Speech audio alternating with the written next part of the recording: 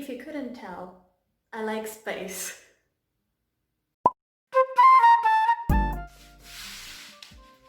Hi, hello, good morning. I come to you with an unplanned video, and it's going to be a reading vlog for one book in particular. But before I get into the video, again, all the links to the petitions, donations, and all links that are kind of relevant right now for the Black Lives Matter movement, all the links that could help out trans people and people in the LGBTQ plus rainbow will be down below. Please check them out before watching this video. But for now,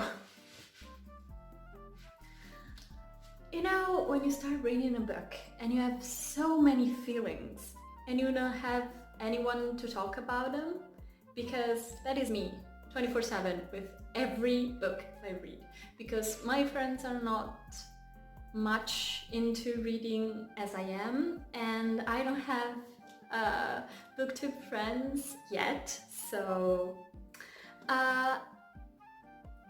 very shiny. I started reading Aurora Rising. This is the Italian translation, so it's in my mother tongue, and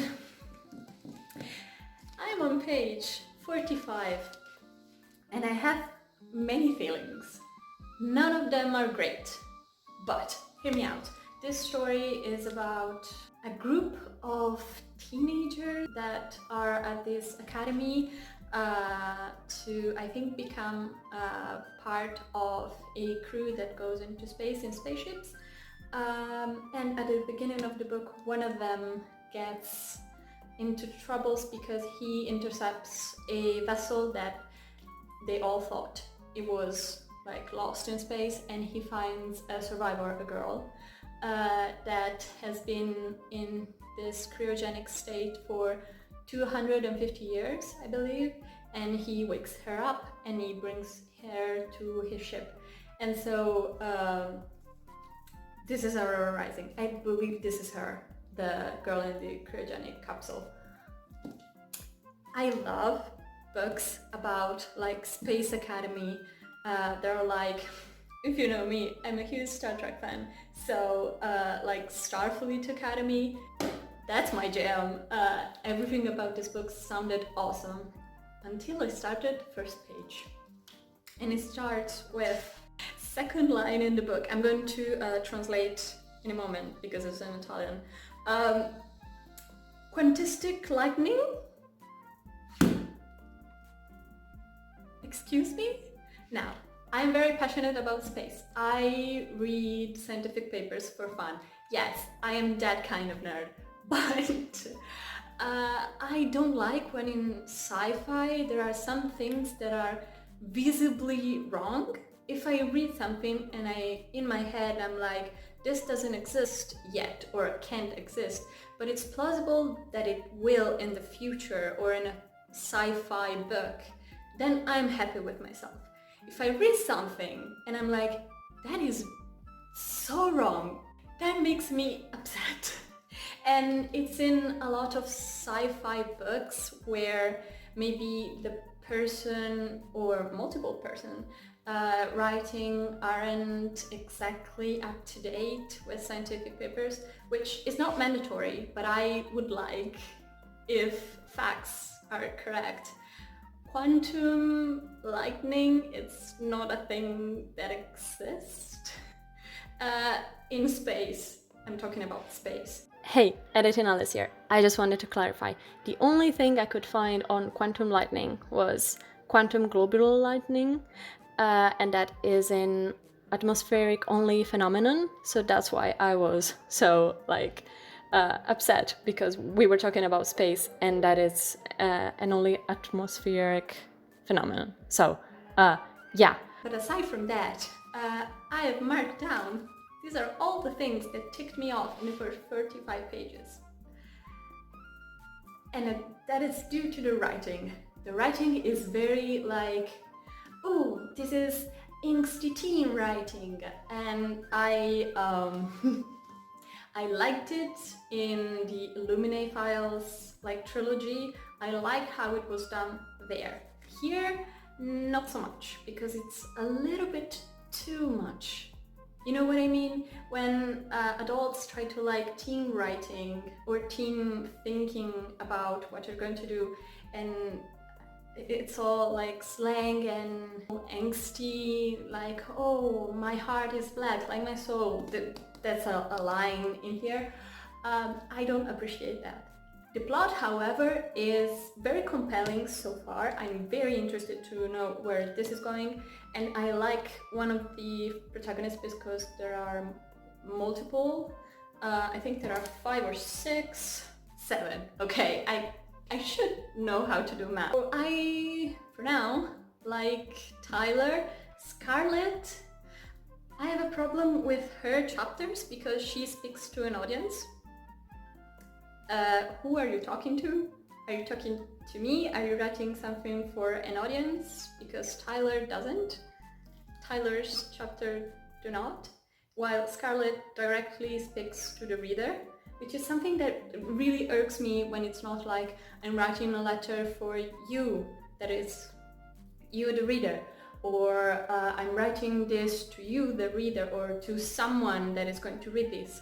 I don't like when it's prose and it's like, oh, you know, in the prose, but yeah, I will continue to vlog my feelings.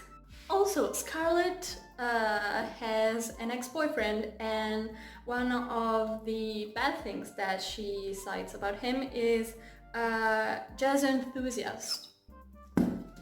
What's wrong with liking jazz?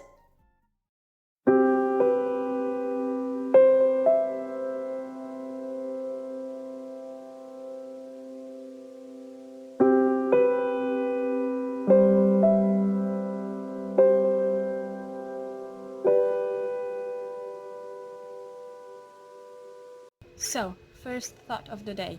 I hope you don't mind the shaky camera. I'm on my phone, but at least the view is pretty. So, here in this book, they have to travel through, I think it's called the fold in the original, and this fold has an effect on the minds of people who are older than 25. So all the pilots and the crews of the spaceships have to be teenagers. But they also have to be like university graduates. They have to be all this technological knowledge and math and physics and calculations, which kind of irritates me when they do this, where 18-year-olds have to have the knowledge of people who have studied science for years and have dedicated all their lives to this, which I get that maybe in the academy only like geniuses go there and can attend, but you know, I get it has to be YA, they have to be young, but some part of me is like, I am 21 and I'm still learning so much about science that my journey will never end, and I will get to the knowledge that these people have in this book when I'm probably 40. So maybe it's just jealousy. The plot is kind of intriguing though, so it's going great. 2 hours later. So there is a species that has pointy ears. They don't like physical contact, and they're telepaths. I smell a Vulcan, which is not a flaw. This sounds like a Vulcan. Okay, so there has been an attack because this newly formed crew has been sent on a very boring mission, just like a milk run, but they find out that something is not right, and the mysterious girl that has been found in cryogenic state was smuggled onto the ship, and now they are being attacked by a super duper armed ship, and they say launch the SOS signal right here. So they launch the SOS, but so it says here, launch the SOS. Oh, but if the Earth Defense Force gets this signal, the standard practice is to not accept it. But it's an SOS, and it's the defense force. How does that make sense? Am I dumb? Probably. But am I this dumb?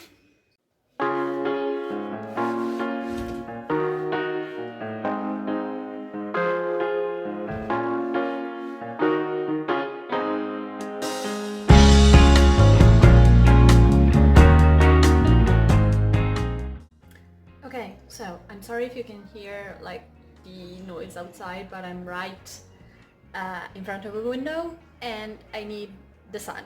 So I'm on page 123 of Aurora Rising, and since the pace picked up and the plot actually started like going steady, it's actually better in terms of like the writing. Let me explain. In the first, like, you can see how many things I didn't like, and it's mostly with the writing because, as I said, it felt like angsty teen writing, but the more things started happening, like they're inside the ship that belongs to the government, and they have to escape because they're actually the bad guys, spoiler alert. So since the action scenes started happening more frequently, the writing started to get better. And I don't know if it's the two distinct authors. One wrote the dialogues and the other wrote the action scenes, but I'm starting to enjoy this a lot more. I like especially one of the alien characters. His name is Cal, and he is the one of that alien species that reminds me of Vulcans, because they are very stoic and they never express outward emotions, and they try to repress violence, and they are telepath and they don't really like to be touched. So exactly like Vulcans. So the only thing that irks me are the snarky comments, and one of the main characters, the other alien, that has a conditions for which he has like an exoskeleton, like an iron exoskeleton that lets him walk and move however he wants, because he, I think, contracted a very debilitating fever, and he is known as the snarky one, and it's a little bit too much at times. Well, all the time, but you know. So I hope it will tone down now that the action is really going on. So yeah.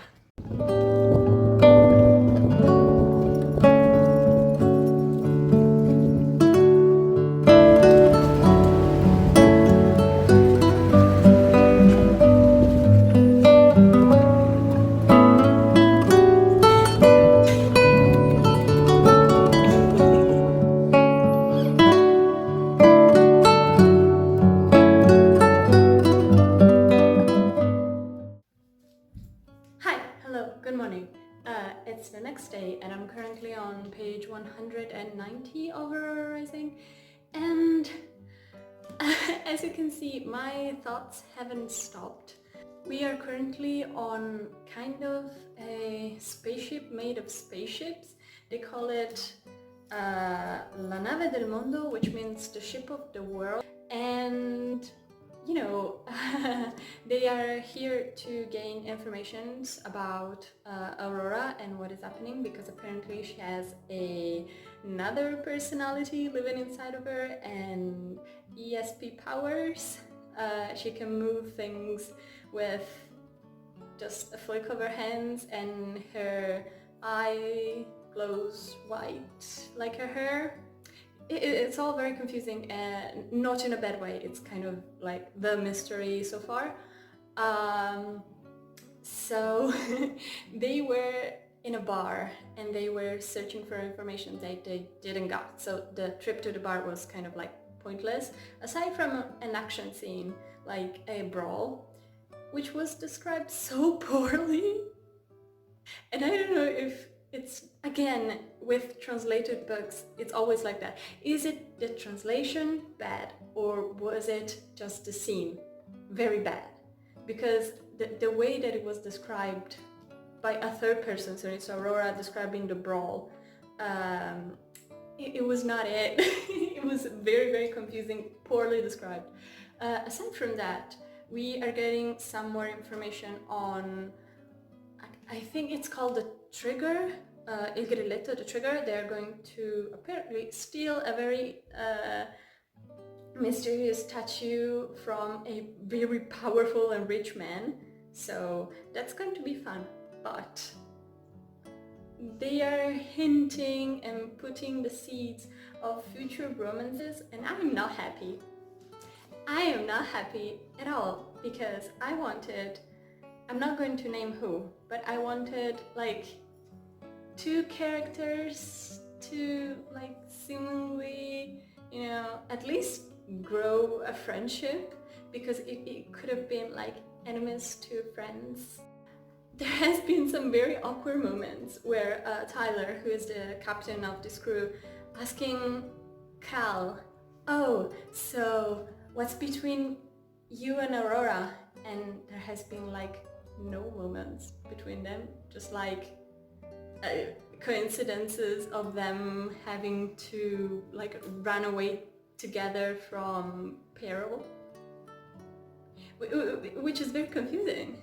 And now they're talking about a kind of, I'm going to say mating call, which, if you know Star Trek, the fanfare, it's kind of like that. So it's like the Vulcans.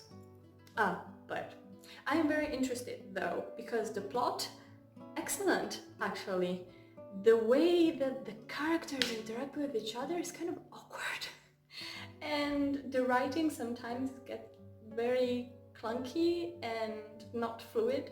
So I'm here with plot.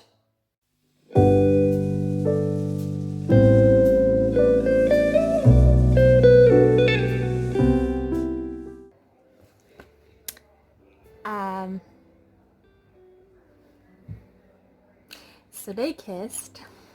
Sorry for the lighting. It's very sunny outside, but like 10 minutes ago I was talking about how these two characters, which I'm gonna name, it's Tyler and Cal, I thought they had some very good chemistry to be like enemies to friends to maybe, I don't know, boyfriends, and they kissed. And if this is a one chance encounter and it's like we are not going to talk about it ever again, I am going to scream.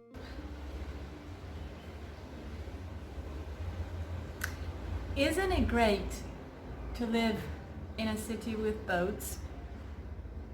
Because cars, you know, but boats. Anyway, they're going to a very big party now because they are trying to like put on this heist for these artifacts, the trigger, I think, and they all have to like dress up because they're in disguise, even though one of them, Kat, is full with tattoos, and she just, and they don't mention if they like camouflaged Aurora's hair, because she is very much wanted in the galaxy right now, and her photos is everywhere, but they don't mention that at all, so I hope she's camouflaged. Either way, I just wanted to say, why is everybody in this book very attractive? Like, do you have to pass an attractiveness test to get into the Starfleet Academy? It's not Starfleet Academy, it's like Space Academy, Aurora Academy. I'm just going with my Star Trek heart and I'm saying Starfleet, but it's like Aurora Academy. But why is everybody attractive? Why isn't anyone like average looking?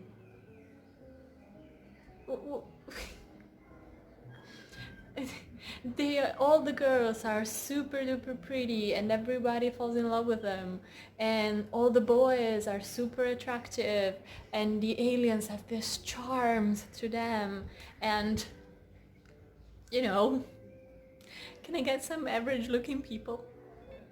Just average. God damn it. Also, Zilla, the scientist, I think she is in the crew.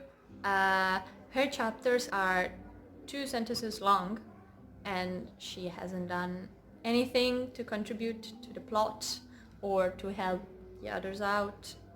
Just like barely doing minor things. And I'm disappointed because I was very interested in her character. I really like her character, and they only like refer to her as the sociopath. So, I'm kind of sad.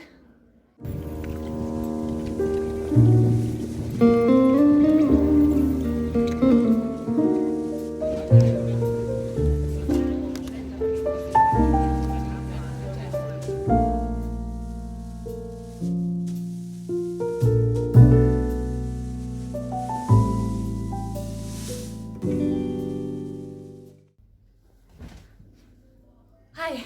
So, I'm back from my walk, and some things have happened, and I'm not happy.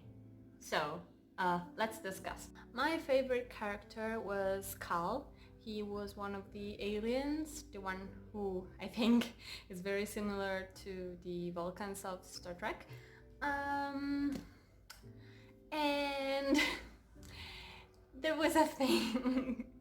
So, he has this weird, sudden attraction to Aurora, even though they have zero chemistry.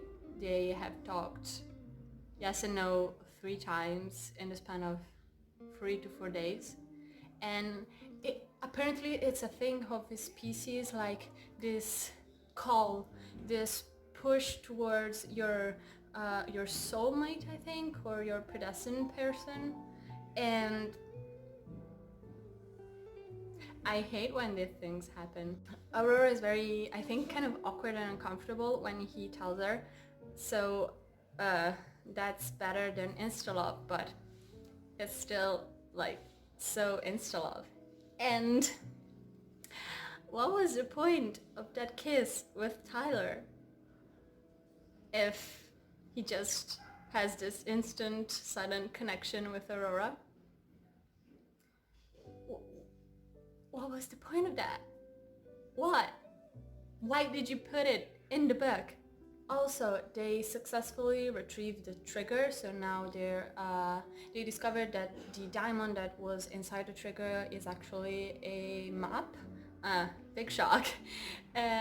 So they are going to the planet that the map is telling them that they have to go to. The planet that everything apparently originated from, that it's Octavia 3. And the government is following them, and they contact the ship of our protagonists, and they say, well, if you stop right now, we will give you rights, etc, etc, etc. It's bait. But Tyler, the captain, just says where they're going. And I get that they are following them, so they would just follow them, but don't just reveal your destination. I want a banger of an ending, and maybe we can get to 3 stars. Maybe. 2,000 years later. Hi, hello. It's another day after, and I am very close to the end of Aurora Rising, and I have many other thoughts. So, we're now on the planet Octavia 3, and we have discovered that there is a mysterious, illness that is caused by plants, this parasitic plant that covered the whole planet and has attacked the old colonists and the animals. They are being very aggressive, and they are attacking our main characters. And there is this mysterious snow type thing that is very blue, and apparently is what is causing this infection. So it's getting super interesting. We're getting to the meat of the mystery, and I'm very much enjoying the plot. Again, I have a big problem with the interaction between the characters and some science stuff. First the science stuff, because it's like I'm nitpicking, but I'm very passionate about science. They say that there is like a rain of fire, and they describe the fire as it's not a metaphor like in the line of fire, it's an image. There is fire. Because they're being chased by another starship and they're firing back and forth. And they describe the weapons as like big explosions and fire and stuff like that, but you can do that when you reach the atmosphere of a planet. In space, there is no oxygen, so fire can't burn. There is no fire in space. Another thing, it's the interaction between Cal and Auri, and as I previously said, Aurora has decided that, yeah, Cal has this mysterious light call to her, this gravity type attraction that it's not, it's instant love kind of with a source for it. And she says, yeah, okay, I like you. We can hold hands, and if we weren't in like spacesuits, we could kiss. Man, you've known him for 3 days. Where's the backstory? Where's the chemistry? Why are you doing this to me? A good news, though, is that the character Finian, who is the other alien type species, he was the sarcastic one, I think, and I'm liking him a lot more than the beginning. He grew on me, so that's a positive. Yeah.